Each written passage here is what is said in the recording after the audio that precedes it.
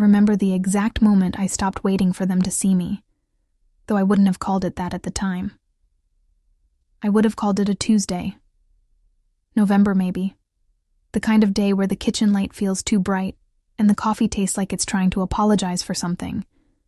But looking back now, and I look back a lot these days, I can trace the entire architecture of my life to that single unremarkable morning and the silence that followed it. But I'm getting ahead of myself. That's something I've learned about grief, even the quiet kind. It doesn't follow a straight line. It loops back. It sits in your stomach and makes itself smaller and smaller until you forget it was ever taking up space at all. Let me start where it actually began, which was nowhere special, which was a suburb outside Columbus, Ohio, in a house with beige carpeting and a kitchen island that my mother refinished twice. The kind of place that looked fine in photos but felt vaguely incomplete, like everyone living in it was waiting for something to happen that would justify being there. My father worked in logistics. My mother kept the house. My older sister, Catherine, was 4 years ahead of me and already performing the role of the golden child with the kind of natural talent that made it seem less like a role and more like destiny. I was born useful. I don't mean that philosophically. I mean that literally. From the moment I could stand on a step stool to reach the kitchen counter, I became the person who helped. Catherine had concerts and student government and friends who picked her up in cars with better sound systems. Catherine had potential. I had the kind of quiet competence that made me invisible at dinner tables and invaluable in moments of crisis. I could manage. I could handle. I could not ask for anything because asking felt like admitting I wasn't as self-sufficient as I'd been trained to be. My childhood wasn't traumatic in the way that gets discussed in offices with motivational posters on the walls. It wasn't that way at all. It was just that my parents looked at us and saw two different equations. Catherine equaled investment. I equaled return. They didn't do this consciously. They did it the way people do most of the damaging things they do, with the best intentions and a fundamental inability to see beyond their own relief. I was 12 when Catherine's student government project ran out of funding, and my father drove her to the county office to speak to someone about grants. I was 14 when Catherine's car needed new tires, and my parents discussed it as a family emergency until the tires were bought. I was 17 when Catherine failed her first chemistry test, and we had a family meeting about hiring a tutor. And no one mentioned that I'd been paying for my own test prep with money from babysitting since I was 15. This isn't a complaint. I'm not sure what it is. A statement of fact, maybe. A way of describing how love can look like neglect when it's distributed unequally, and no one ever says it out loud. By the time I got to high school, I had already internalized the message so thoroughly that I didn't even recognize it as a message anymore. It was just the color of the walls, the sound of the refrigerator, the way my parents asked Catherine about her day with a kind of hungry attention, and then asked me if I'd finished my chores. I was a good student, not exceptional, not Catherine-level exceptional, but reliable. I took the SAT once and scored well enough that I didn't need to take it again. I applied to universities and got into Ohio State and a few schools out of state. My parents told me I could go anywhere I could afford, and the emphasis on afford was casual but unmissable. Catherine was looking at universities too, more prestigious ones, and somehow the money conversation was different with her. Not urgent, pliable. I chose Ohio State because it was close enough that I could come home on weekends if I needed to, and far enough that I could begin to imagine being a separate person. I studied engineering, not because I had a profound calling, but because it seemed like a safe choice, something that would translate into security, into the kind of stability that people respected. I was good at it. I liked the problem solving, the way physics made sense in a way that people never quite did. I joined a study group. I made friends whose parents remembered my name. I dated a boy named Marcus who was quiet and kind, and whose family at Thanksgiving treated me like I mattered just by virtue of existing in the same room. My parents came to my graduation. My father took a photograph. I remember this because it surprised me. The photograph, I mean. The fact that there was documentation. Catherine gave a speech at her graduation 2 years earlier. Something about dreams and perseverance. And my mother still had the video saved in the folder on the family computer labeled Catherine's Future. My father had told her she'd be great, and she'd believed him because he said it like a man stating a fact. When I graduated, he told me I'd done well, and the difference was subtle but absolute. Well implied competent. Good. Fine. It implied I had met expectations. It didn't imply that I was exceptional, that I was going anywhere, that I was someone's investment in tomorrow. I moved to my first apartment in Columbus proper, a studio in a complex with a gym that nobody used, and a parking lot that flooded when it rained. I worked for a large manufacturing company in their compliance department. It sounds boring because it was boring, but it was the kind of boring that paid well and came with benefits, and meant that I could call myself successful without anyone questioning whether I meant it. My parents called me once a week, usually on Sundays, and the calls followed a pattern. 10 minutes of pleasantries, 5 minutes of me asking about the house, the garden, the neighbors, 5 minutes of them telling me that Catherine was having a hard time. Her boyfriend had left her, or her apartment lease was complicated, or she was thinking about starting a boutique, fitness studio, and needed to discuss business plans. By the end of each call, I had made a mental note to call Catherine, to listen, to advise her on things I wasn't particularly qualified to advise her on. I did it anyway because that was the pattern. That was the groove that had been worn into my personality so early and so thoroughly that it felt like preference. Catherine's business venture, the boutique, fitness studio, lasted 18 months. She was charismatic about it, which was Catherine's gift. She could make things sound like they were working even when they were failing in the most obvious ways. She'd invested money she didn't have, taken out a loan against her condo, and basically guaranteed that she would be in financial trouble for years. When she finally closed the studio, she called me at 11 p.m. on a Tuesday, October maybe, or November, and told me about it while crying in a way that sounded almost performative. I listened. I said the right things. I did not think about my own student loans, which I had paid off through quiet, relentless discipline. I did not mention that there were other ways to have handled the business planning, different choices that could have been made. I listened and I said she'd figure it out, and I meant it. In the way that you mean things when you're responsible for someone else's emotional recovery. My parents, when they found out, did not blame Catherine. They felt bad for her. They called me and asked if I could help. And I asked what they meant by help. And they said, Catherine was going through a difficult time and she'd always been so ambitious, and wasn't it just the case that ambitious people sometimes failed, as if failure was an external force, something that happened to overachievers, rather than a consequence of decisions. I didn't say this. I said I'd check in with her. I said I'd help if I could. I said what I was supposed to say, which was yes. That was also around the time I got promoted. It was a lateral move in some ways, but it came with more responsibility, better pay, and the kind of title that made family dinners slightly easier because I could mention it and watch my parents' eyes focus on me for the first time in years. My mother asked how much more I'd be making. I told her. She said that was wonderful. And then, without transition, asked if I could maybe increase my contributions to Catherine's studio closure expenses, the remaining debt, the employee severance she felt obligated to pay. I was making more money. Surely this was the universe's way of ensuring she could close the studio with some dignity. I said yes. I said yes because I was trained to say yes. I said yes because the alternative was to acknowledge that I was being used. And acknowledging that would require me to stop. And stopping would require me to see my family clearly. And seeing them clearly would mean admitting that they had never seen me at all.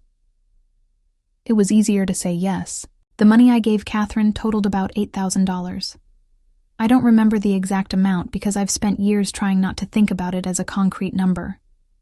It's easier to think of it as an abstraction, a portion of my salary that just went away, the same way you don't think about the specific molecules of yourself that you shed every day.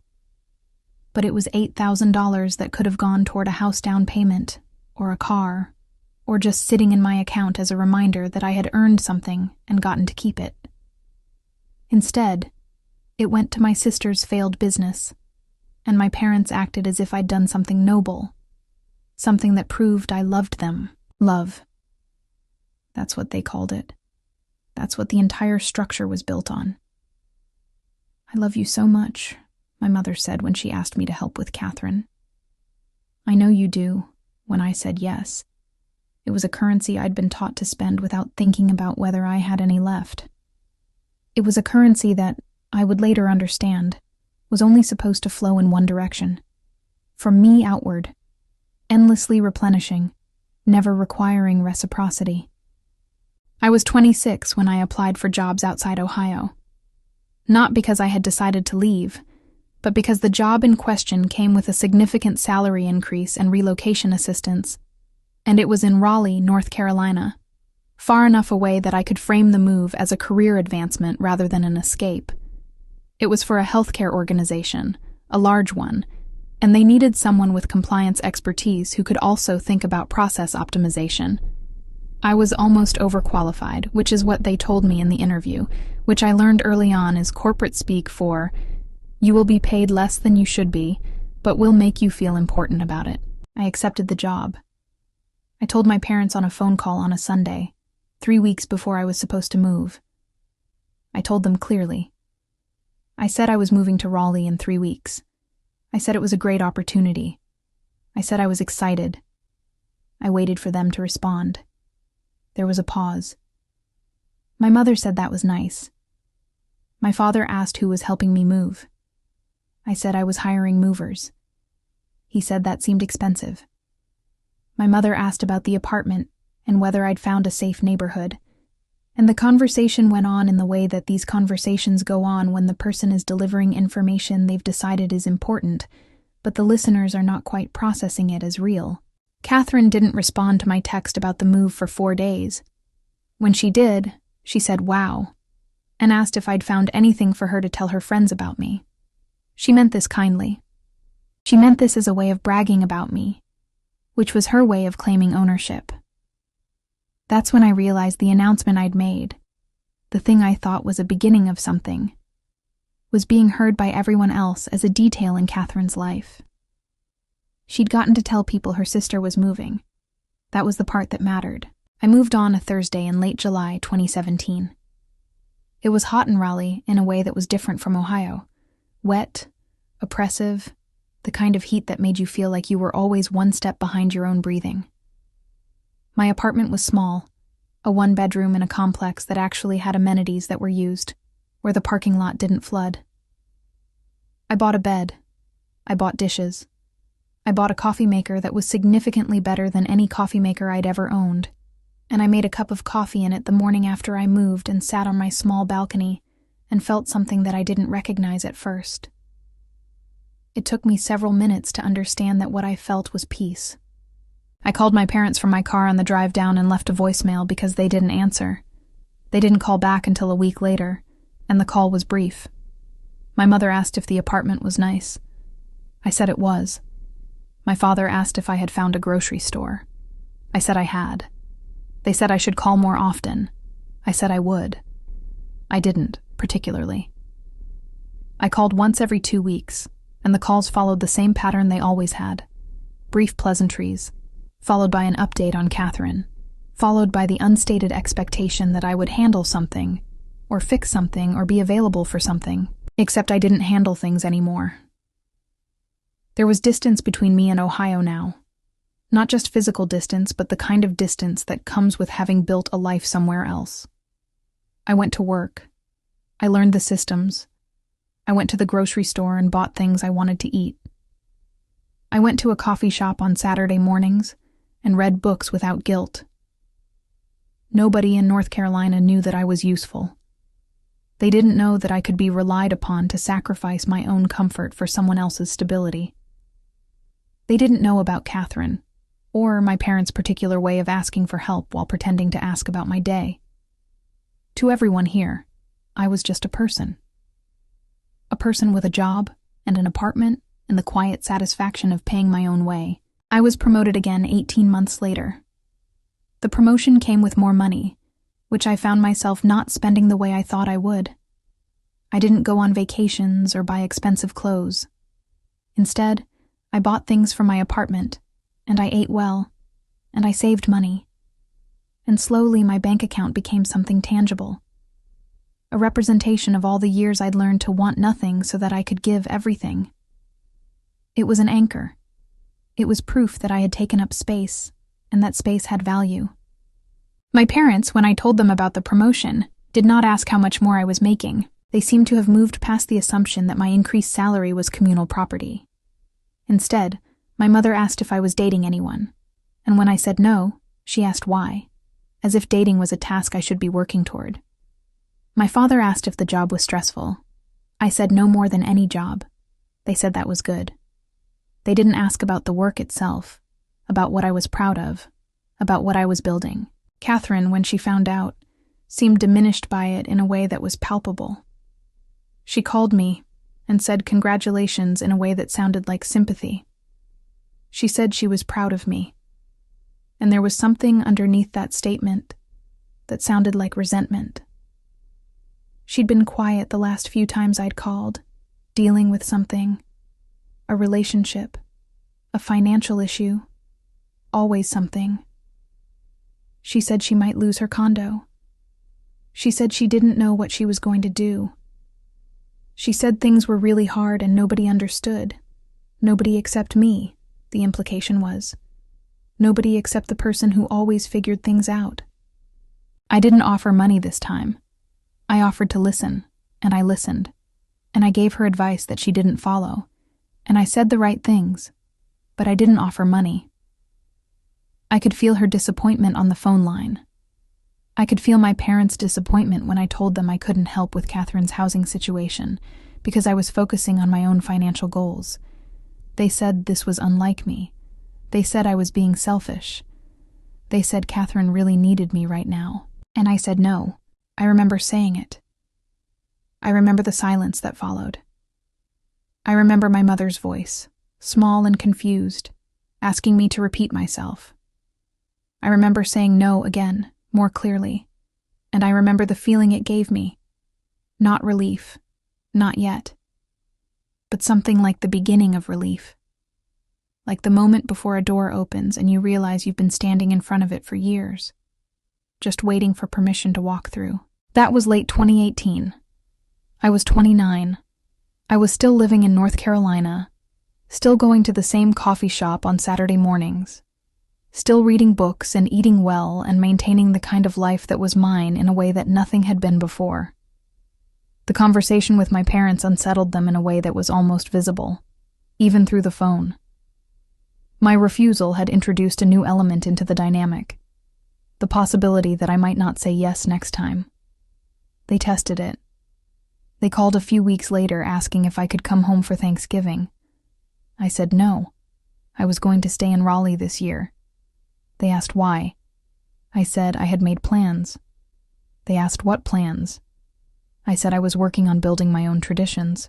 This seemed to upset them in a way they couldn't quite articulate. They had built a narrative over 29 years of my life in which I was the one who came home, who helped, who was reliably available. The possibility that I might choose differently, that I might have my own preferences, that my time and presence were not automatically due to them. This seemed to violate something fundamental in their understanding of who I was. I spent Thanksgiving in my apartment in Raleigh. I made a turkey breast, just for myself, and roasted vegetables, and drank wine, and watched football, and felt like I was living in a movie about someone else's life. A movie where the protagonist was allowed to want things, to choose things, to be the main character of her own story. I met James a few months later, in the spring of 2019, completely by accident, at a farmer's market I'd started going to on Saturday mornings, because the coffee shop had been too crowded, and I wanted to find a new place to be. He was looking at plants, which is a weird detail to remember as the thing that made me notice him. But it's true. He wasn't there to be impressive or to make a point. He was just looking at plants, considering them seriously, asking the vendor questions about sun requirements and soil composition. He was an architect, I would learn later, so the attention to detail made sense. But in that moment, he was just a man with kind eyes, who was very seriously considering whether a particular fern would work in his living room. I smiled at him. He smiled back. He asked if I knew anything about plants. I said not really, but my grandmother used to keep a lot of succulents. He asked if I'd like to grab a coffee and commiserate about his plant buying problem.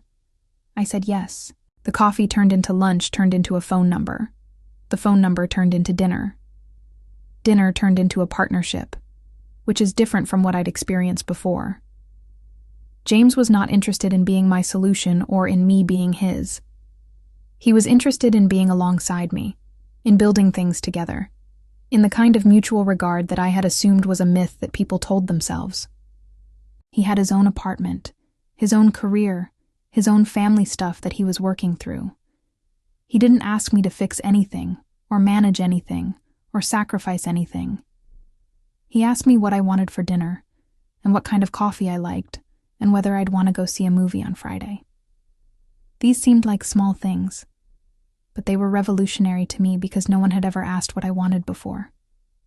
My entire life had been structured around what everyone else needed. My life with James was structured around what we both wanted, which turned out to be surprisingly aligned. Quiet dinners, long walks, the kind of conversations that start at 7 in the evening and end at midnight because neither of you wants to stop talking. By 2020, we were living together in a small house that we rented, with a backyard where we were planting a garden neither of us particularly knew how to maintain. By 2021, we were talking about buying something, about building something permanent. I had been promoted again, with less fanfare this time, but with the kind of steady progression that suggested I was good at what I did, and the organization valued me.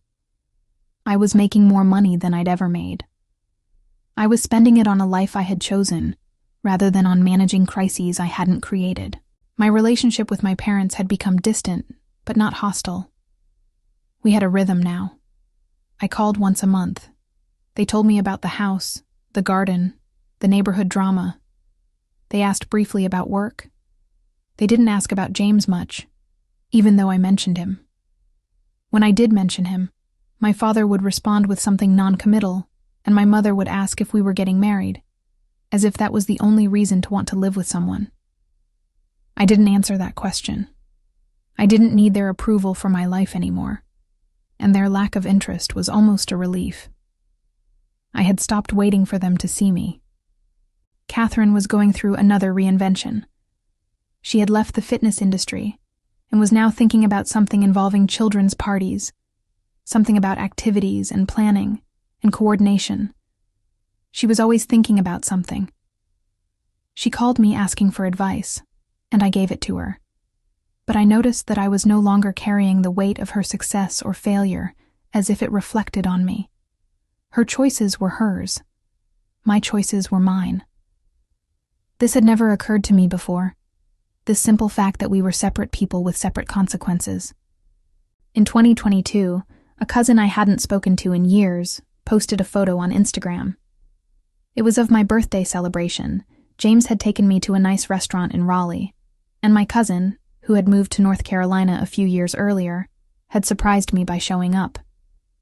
I had been happy in the photo, genuinely happy, the kind of happiness that is visible in the way you look when you're not performing for anyone. My cousin had captioned it with something about, "Look who's killing it in the South," and he'd tagged me, and he'd included my parents in the caption as a way of including family. Within a week, I had a message from my mother asking for more details about James. Within 2 weeks, I had a message from Catherine saying she wanted to visit. Within a month, I had requests to video call more frequently. They had seen the photograph. They had been reminded that I existed, that I was successful, that I was building something that looked stable and worth knowing about. I was wary of the attention. I had learned a long time ago that attention from my family came with invisible costs. But I also thought, maybe they're just proud. Maybe they've been wrong and they're seeing it now. Maybe distance and time have changed something. I don't think I actually believed this, but I was willing to perform belief because it was easier than acknowledging that the love had always been conditional, and the condition was that I remain useful. Catherine came to visit in October. She called the day before she arrived to ask if I had a guest room. I said she could stay in the spare room. She said great, and that she was really looking forward to seeing my life. I should have heard what she didn't say in that sentence, that she was looking forward to assessing my life, evaluating what I had, understanding what she might be able to access. But I didn't. I was still in the habit of assuming the best of people who shared my DNA. She arrived on a Friday afternoon. She was thinner than I remembered, or maybe I'd forgotten what she looked like, and I was just noticing the changes that time and stress had made to her face. She hugged me in the driveway of the house I owned with James, and I could smell her perfume, which was the same perfume she'd worn in college, and it did something to my chest that I didn't want to acknowledge. It made me feel young again, made me remember what it had been like when she mattered more than I did. James was cooking dinner. Catherine complimented the house and the kitchen, and James in a way that was warm and generous, and felt like she was sizing things up. She asked how much the mortgage was. I said I didn't want to talk about that. She asked how much the property was worth. I said I didn't want to talk about that either. She asked if James's firm was doing well. I said I didn't want to get into specifics. That night at dinner, Catherine told us about her life. She was thinking about starting something new, a venture that involved corporate wellness consulting. She had had some good initial conversations. People were interested. She'd need a small amount of capital to get started, just to get the website built and materials printed. She had a business plan. She could show it to me. She thought I might have some contacts in the healthcare industry who could help her network into companies. I said, okay. I said I'd look at the business plan. I said maybe. I didn't say yes. I didn't immediately offer to help or connect her or invest. That night, after Catherine had gone to bed, James asked me how I was feeling. I said I was fine. He said I seemed tense. I said I was just tired. He said that Catherine seemed to have a lot of plans that she needed other people to help her execute. I said yes.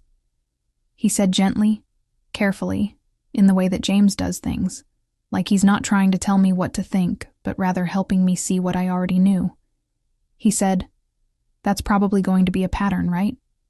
And I said, "Yes, it probably is." The next morning, Catherine and I had brunch at a coffee shop, and while we waited for food, she showed me her business plan. It was professionally done, which surprised me. She'd invested money in making it look good, which meant she was serious about this, which meant that the request for my help was going to come with emotional weight and guilt, and all of the mechanisms of obligation that had structured my life. Over brunch, she told me about the initial conversations she'd had, the companies that had expressed interest, the timeline she'd projected. Then she said, "I know you've done really well for yourself. I'm so proud of you. But I think I could do this if I had some help getting started. I'm not asking for money, but if you could introduce me to some healthcare contacts, or if you could look at my marketing strategy and tell me if it's sound." She trailed off, looking at me with expectant eyes. I recognized those eyes. I had seen them my entire life. And I said no. I said it calmly. I said it clearly. I said, "Catherine, I can't help you with this."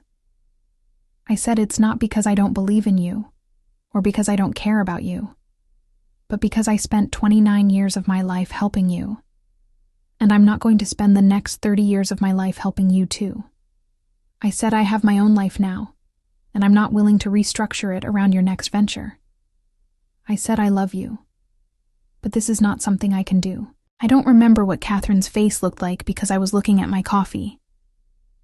I don't remember what she said because my ears were ringing slightly, the way they ring when you do something you've never done before, and it feels like breaking a rule that you never knew existed, but have been obeying your entire life. I do remember that the brunch was over after that. I do remember that Catherine said she understood, but the way she said it made clear that she didn't understand at all, that she was confused and hurt and betrayed by what I was telling her. That afternoon, Catherine called my mother. I know this because my mother called me that evening, and her voice was different than it had been in our monthly conversations. It was upset. It was the voice of a person who felt like something had been taken from her. She said, "Catherine told me you refused to help her with her business." I said, "Yes, I did." She said, "I don't understand why. She's your sister." I said, "Because I have helped her my entire life, and it hasn't been good for either of us." There was a long silence. Then my mother said, She's really struggling right now. I said, I know she is. I'm sorry about that, but it's not my responsibility to fix it. My mother said, this is not like you. And I said, actually, it's exactly like me. It's just that the real me hasn't been visible for a very long time. I don't remember how the phone call ended. I remember hanging up and my hands shaking and James asking if I was okay and me saying I had no idea, but I thought I might be fine. I remember going to bed and sleeping through the night, which I hadn't done in weeks, and waking up feeling like something had shifted fundamentally in the way I was allowed to exist in the world. Catherine left the next day. She said the visit wasn't what she expected.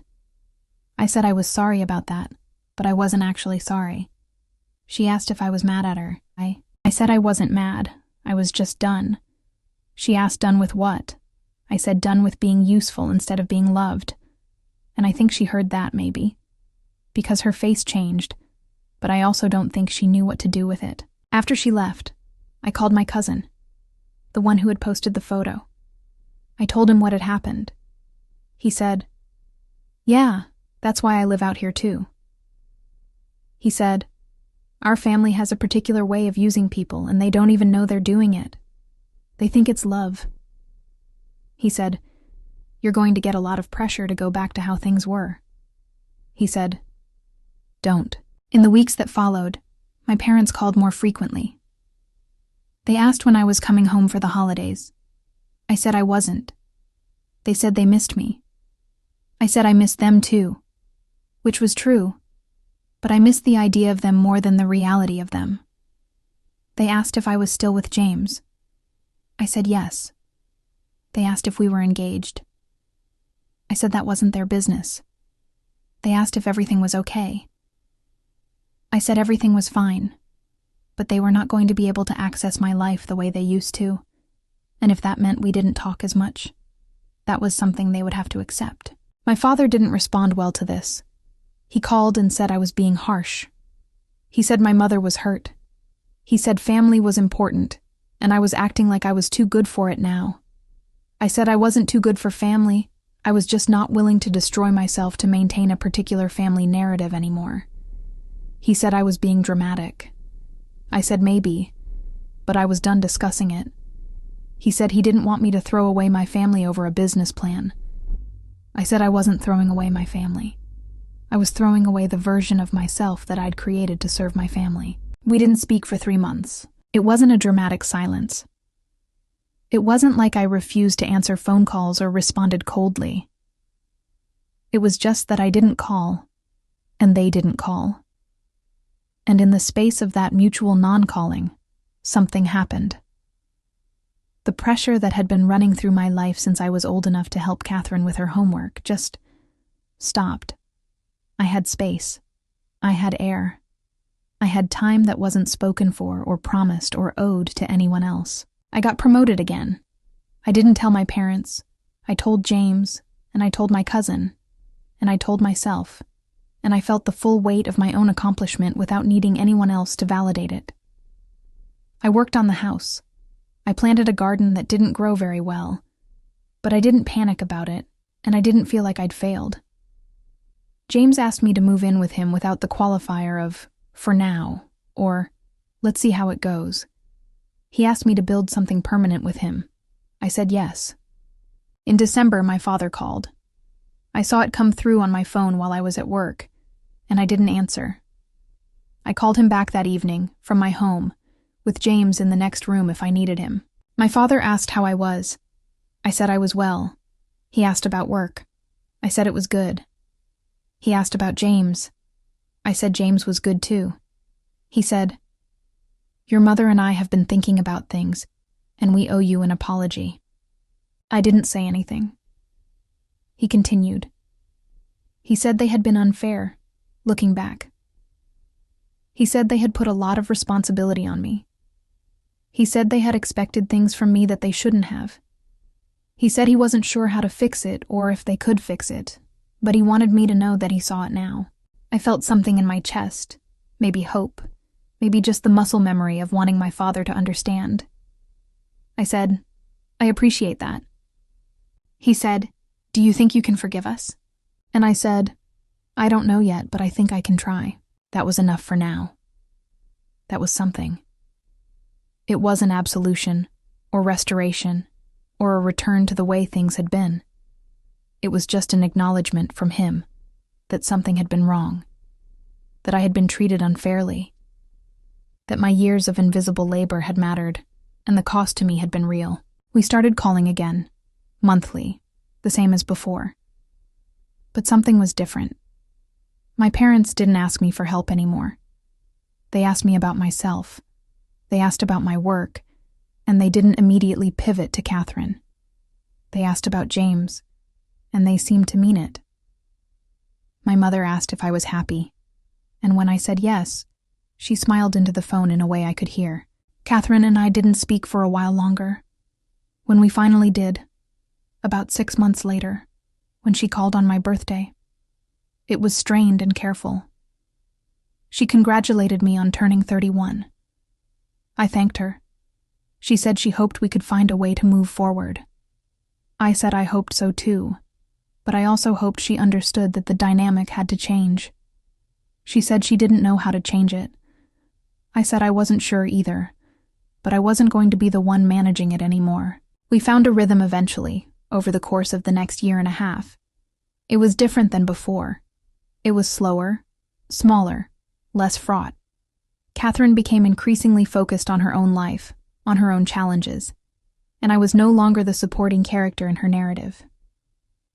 I became someone she called occasionally, someone she saw at family holidays, someone who loved her but wasn't responsible for her. In the summer of 2024, James and I bought the house that we'd been renting. It was a small, somewhat run-down 1950s cottage with good bones and a lot of potential. We took out a mortgage. We started renovating. I planted a garden that grew this time, because I had learned something about plants, and because I wasn't treating it like a test I might fail. I was treating it like something I wanted to do for myself. My parents came to visit when we were in the middle of renovations. There was dust everywhere, and half of the bathroom was non-functional, and the kitchen was a disaster. My mother looked around and asked if I was okay, if all of this wasn't too much. I said no. It was exactly right. It was mine. It was something I was building, and it was okay if it wasn't perfect, and it was okay if it took time. My father walked through the house and looked at the work and said, "You did this?" I said, "James and I did this." He said, "You learned how to do this?" And I said yes. I had learned. I had learned a lot of things, once I had time to learn them.